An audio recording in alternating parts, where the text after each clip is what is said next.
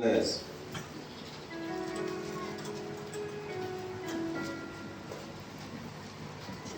Genèse chapitre 1er au verset 1.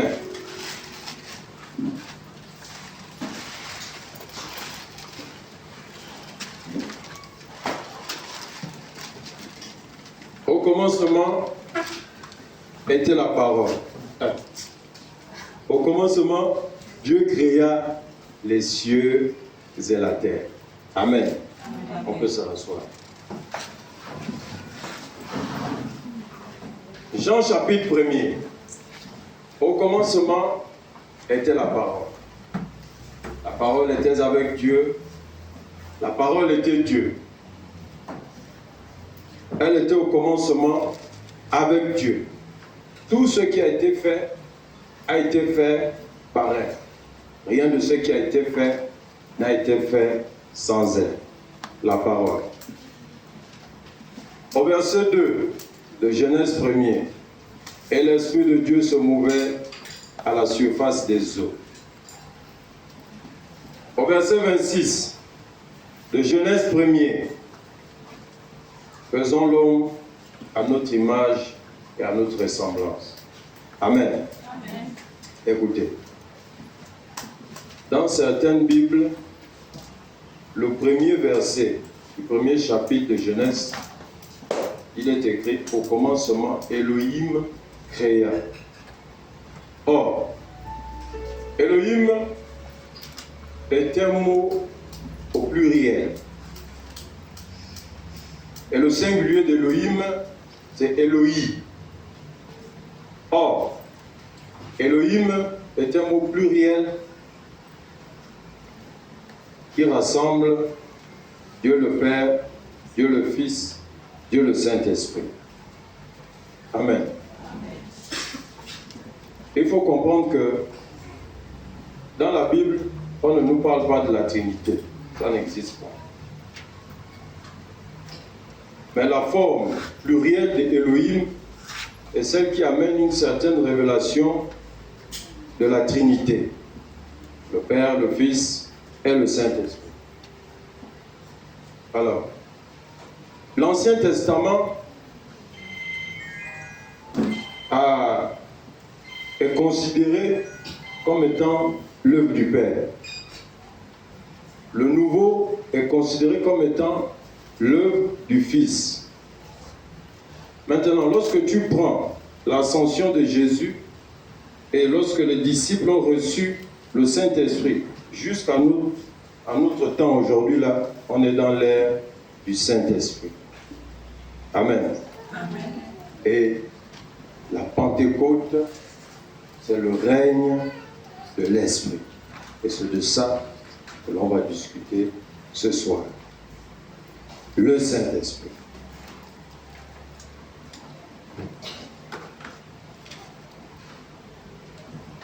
Amen. Amen.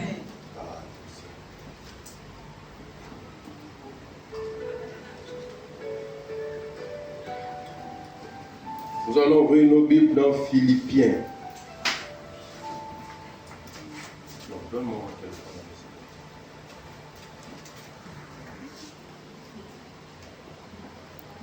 Philippiens au chapitre 2, versets 6 à 7. Je lis. Lesquels existant en forme de Dieu n'a point regardé comme une proie arrachée d'être égal à Dieu, mais s'est dépouillé lui-même en prenant une forme de serviteur, en devenant semblable aux hommes et ayant paru comme un simple homme. J'ai discuté la dernière fois avec des gens et ils disaient, lorsque Jésus est arrivé, il avait un certain pouvoir en lui, une certaine capacité. Pourquoi? Parce qu'il est l'enfant de Dieu, parce qu'il a été conçu par le Saint-Esprit, ce qui fait que Jésus ne pouvait pas venir au monde sans rien. Or, c'est faux. La Bible nous dit que Jésus s'est dépouillé de sa nature divine. Il a renoncé à tout ce qui faisait de lui un Dieu pour être semblable comme vous et moi. Et la mission que Dieu a confiée à Jésus était une mission qui nécessitait une certaine capacité. Un simple homme, un homme normal, ne pouvait pas faire ça. Il ne pouvait pas accomplir une telle mission. Alors, qu'est-ce que le Père a fait? Le Père a dû envoyer son esprit en Jésus. Le Saint-Esprit de Dieu a été la puissance qui a permis à Jésus de faire tout ce qu'il a fait, tout ce que vous connaissez, qu'on a déjà lu dans la Bible. Amen. Alors, l'œuvre du Saint-Esprit dans la vie de Jésus. C'est par le Saint-Esprit que les prophètes dans l'Ancien Testament ont annoncé la venue d'un sauveur. C'est par ce même Saint-Esprit que Jésus a été conçu dans le ventre de Marie. C'est le même Saint-Esprit qui a oint Jésus le jour du Jourdain lorsqu'il se faisait baptiser par Jean-Baptiste. C'est le même Saint-Esprit qui a accompagné Jésus dans tous les endroits où il partait, les miracles, tout ce qu'il faisait, c'est le même esprit. C'est le même esprit qui accompagnait Jésus jusqu'à la croix. C'est le même Saint-Esprit qui a ramené Jésus d'entre les morts. Et c'est ce même Saint-Esprit-là qui a ramené Jésus vers son Père. Donc, toute la vie de Jésus, tout ce qu'il a fait sur la terre, a été organisé par le Saint-Esprit. Amen. Alors,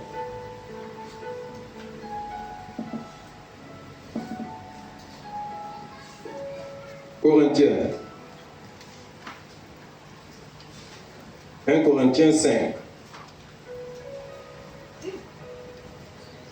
1 Corinthiens 5, au verset 18.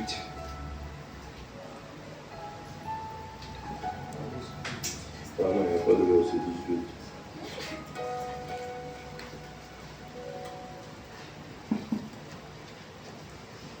Attendez.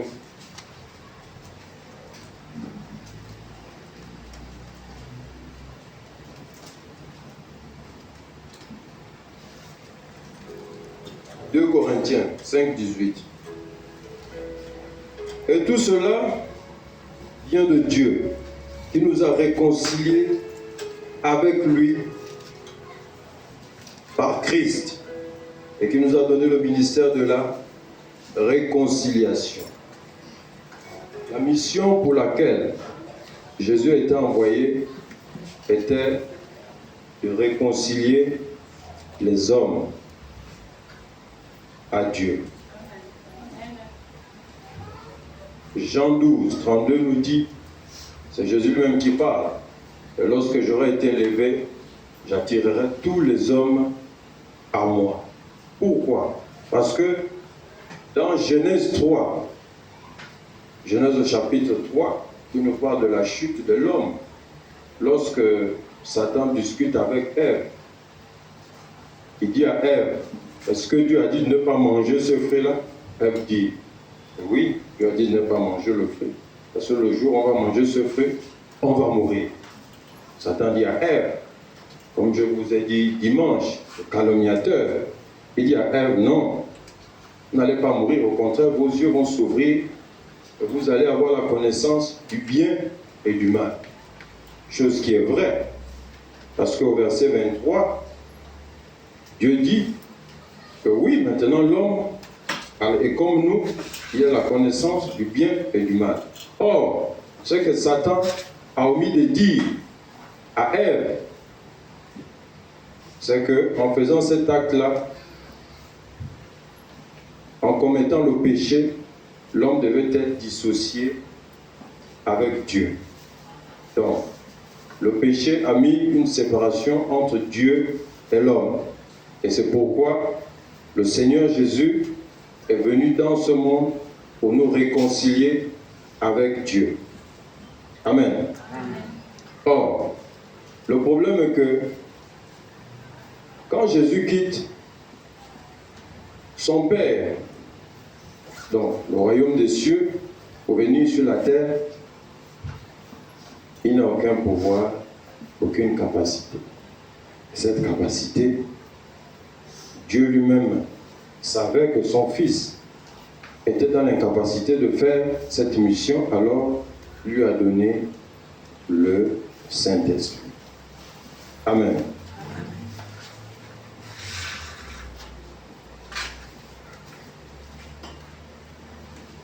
Il était très important,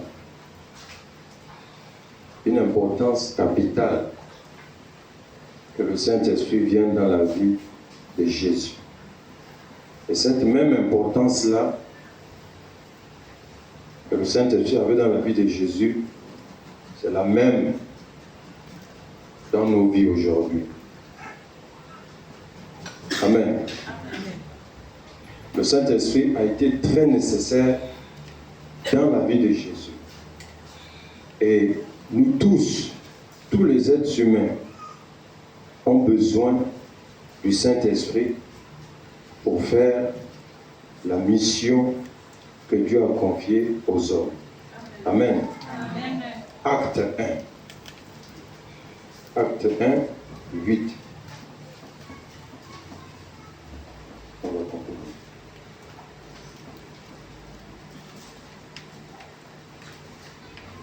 Mais vous recevrez une puissance, le Saint-Esprit survenant sur vous. Et vous serez mes témoins à Jérusalem, dans toute la Judée, dans la Samarie et jusqu'aux extrémités de la terre. Montez, venez au verset 4. Comme il se trouvait avec eux, il leur recommanda de ne pas s'éloigner de Jérusalem. Alors, lorsque Dieu a annoncé la venue du Fils, après il a envoyé son Fils. Lorsque le Seigneur Jésus a annoncé aux apôtres qu'il devait avoir un autre consolateur. C'est quoi un consolateur? Un avocat, un intercesseur, celui qui est là pour nous épauler, une aide. Le Seigneur Jésus a envoyé le Saint-Esprit. Amen. Dans le livre de Jean, c'est Jésus qui parle. Il dit aux apôtres, il est avantageux pour vous que je m'en aille, afin que le Saint-Esprit, lui, il vienne. Amen. Et lorsque tu regardes les apôtres et nos vies aujourd'hui, c'est véritablement un avantage de recevoir le Saint-Esprit. Jésus dit aux apôtres, vous recevrez une puissance, le Saint-Esprit survenant sur vous. Jésus dit, ne quittez pas l'endroit où vous êtes. Donc, cela nous montre que c'était véritablement important pour les apôtres de recevoir le Saint-Esprit afin d'accomplir la mission qui les a été donnée. Et pourquoi est-il vraiment nécessaire de recevoir le Saint-Esprit? Matthieu 28.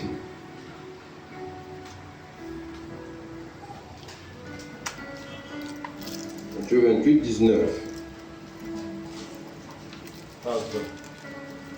Allez, faites de toutes les nations des disciples les baptisons au nom du Père, du Fils et du Saint-Esprit. Enseignez-leur à observer tout ce que je vous ai prescrit. Et voici, je suis avec vous tous les jours jusqu'à la fin du monde. Vous savez, comme je dis toujours, hormis les titres de pasteur, docteur, bishop, etc., on a tous un titre en commun. Lorsqu'on a accepté Jésus, on a ce titre de témoin. Jésus a dit, vous serez mes témoins, et c'est ce que nous sommes. Et pourquoi nous sommes des témoins? Nous sommes des témoins parce que dans ce monde, nous sommes en plein procès. Nous sommes en plein procès. Pourquoi? Parce que le diable, qui est l'accusateur, chaque jour accuse les hommes. Chaque jour, il calomnie les hommes. Chaque jour, il persécute les hommes. Et nous sommes des témoins. Et notre témoignage a pour but d'amener ces hommes-là à être délivrés de l'emprise du diable.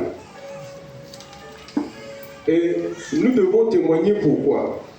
Parce que si on ne témoigne pas, l'accusation et la calomnie du diable sur les non-croyants va les amener à la mort. Et nous avons vu que c'est la même chose qui est arrivée avec Judas. Amen.